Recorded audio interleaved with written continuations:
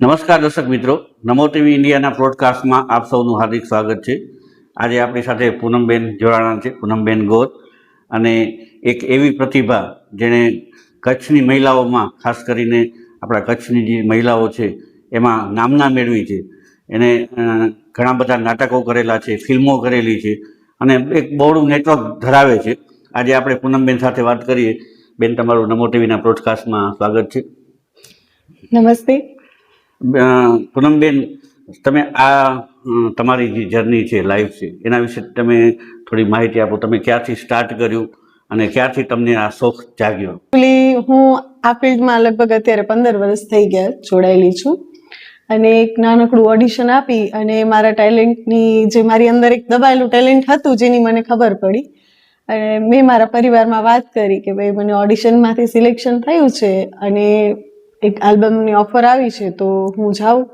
એટલે મારા સાસુ સસરા અને મારા હસબન્ડે મને ત્યારે એકદમ ખુશી સાથે કહ્યું કે હા, કાંઈ વાંધો નહીં, આપણે તમારે જે આ ફિલ્ડમાં આગળ વધવું હોય તો ફેમિલીનો ફૂલ સપોર્ટ છે, અને ફેમિલીના સપોર્ટના લીધે આજે હું આ મુકામ સુધી પહોંચી શકી. મતલબ મેરેજ પછી તમારી આ જર્ની જે નવી શરૂઆત થઈ?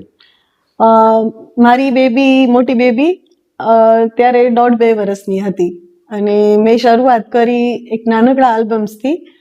ત્યાંથી મને ધીરે ધીરે નાટક, ફિલ્મો અને લાઈવ શો કરવાનો ઓફર મળતી જાય અને હું કામ કરતી જાઉં, કેમ કે મારા સાસુ સસરા અને મારા હસબન્ડે મને ખૂબ જ સપોર્ટ કર્યો, સાથે મારા મમ્મી પપ્પાએ પણ મને ખૂબ જ સપોર્ટ કર્યો, એટલે મારા માટે ઇઝી થઈ ગયું. બેન, તમે આ જે નાટ્યની શરૂઆત જે કરી એમાં અત્યાર સુધીમાં તમે કેટલા નાટકો કરેલા છે, કેટલા શો કરેલા છે, એના વિશે થોડી માહિતી આપો. શરૂઆત મેં સ્ટ્રીટ પ્લેથી કરી. ડ્રામા એ મારું હૃદય છે અને નટરાજને યાદ કરી ને હું જ્યારે પણ સ્ટેજ ઉપર જાઉં ત્યારે દરેક વખતે એક નવો પડકાર હોય સામે, પણ નટરાજની કૃપા છે કે દરેક નાટકમાંથી કંઈક અલગ અનુભવ અને શીખવા મળ્યું છે.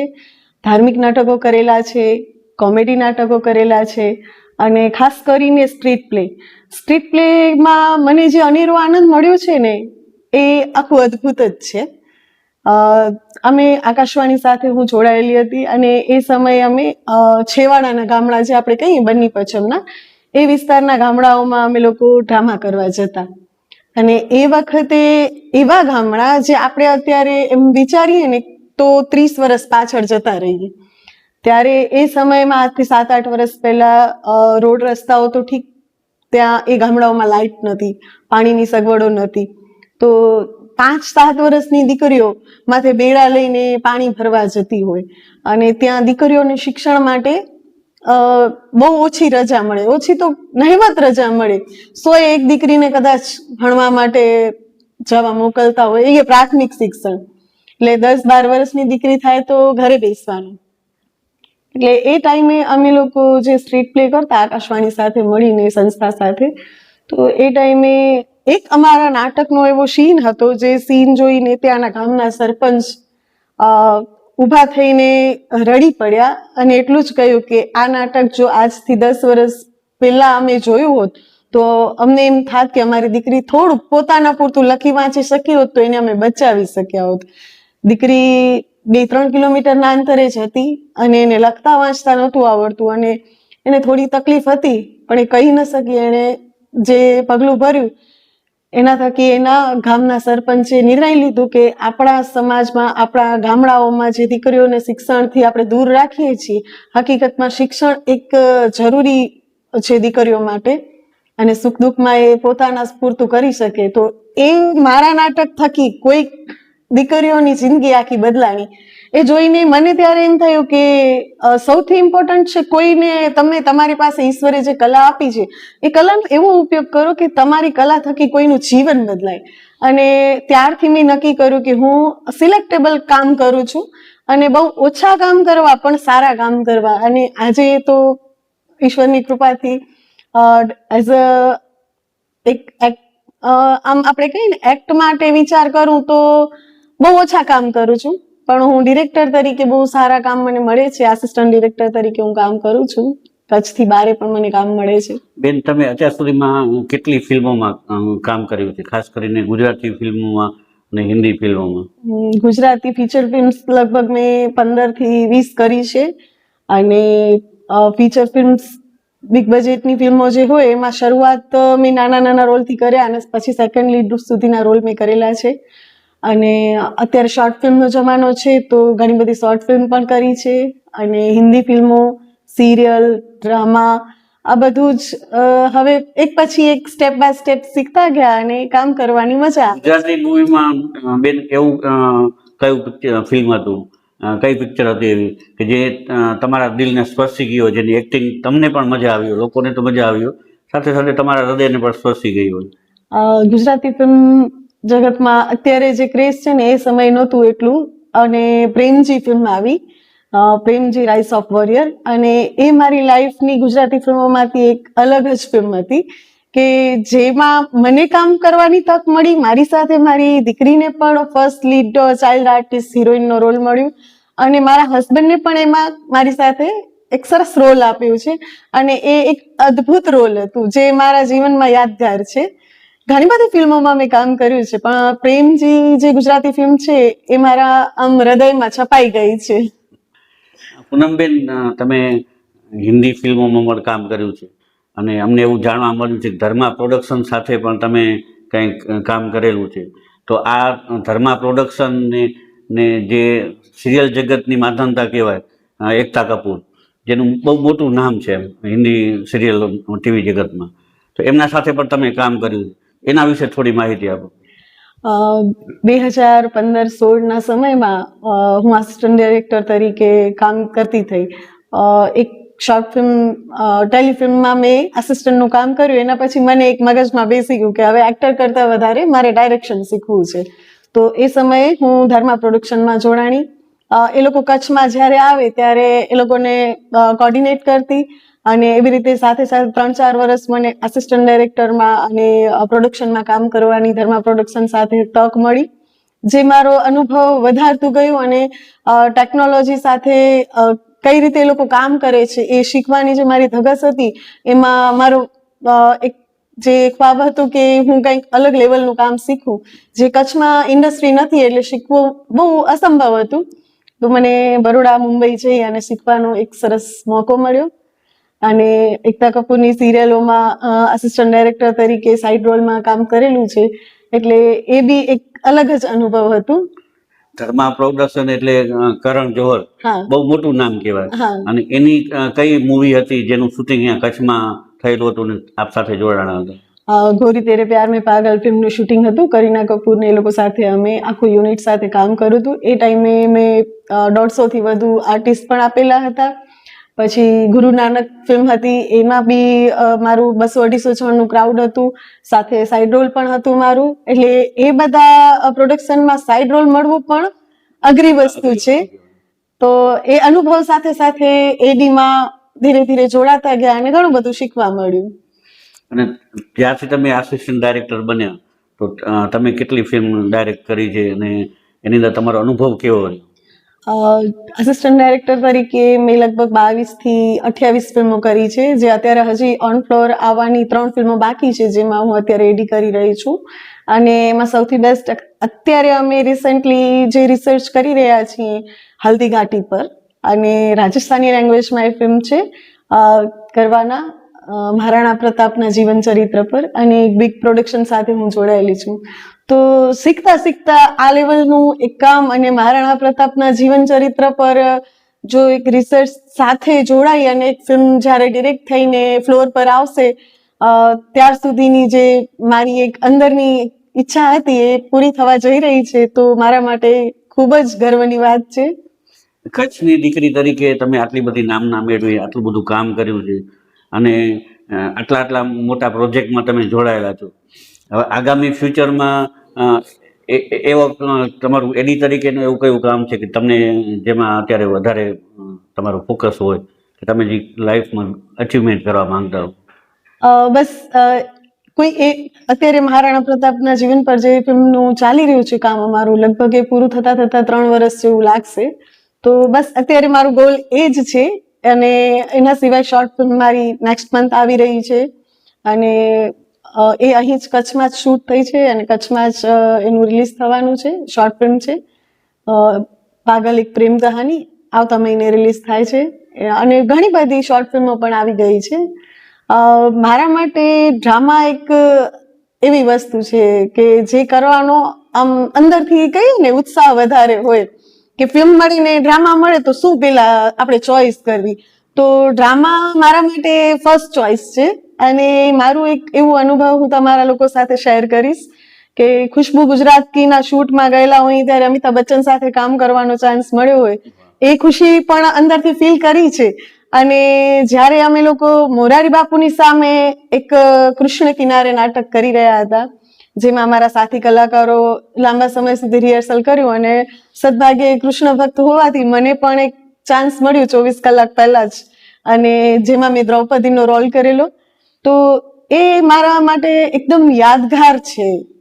દ્રૌપદીનું કેરેક્ટર, કૃષ્ણ સાથેના સંવાદો અને મોરારી બાપુની સામે આ પરફોર્મ કરવું, અને એ નાટક દરમિયાન બાપુની આંખમાંથી ભાવ વિભોર થઈને જે આંસુ નીકળી ગયા, એ જોઈને એમ થયું કે કલાકાર જે છે ને ઈશ્વરની દેન છે, જે નટરાજની કૃપા હોય ને એ જ કલાકાર બની શકે. બેન, દ્રૌપદીના પાત્રમાં એવો કયો ડાયલોગ હતો કે એવો કયો મુમેન્ટ હતો જ્યાં તમારા હૃદયને સ્પર્શી ગયું હોય અને તમે લોકો સાથે શેર કરવા માંગતા હો?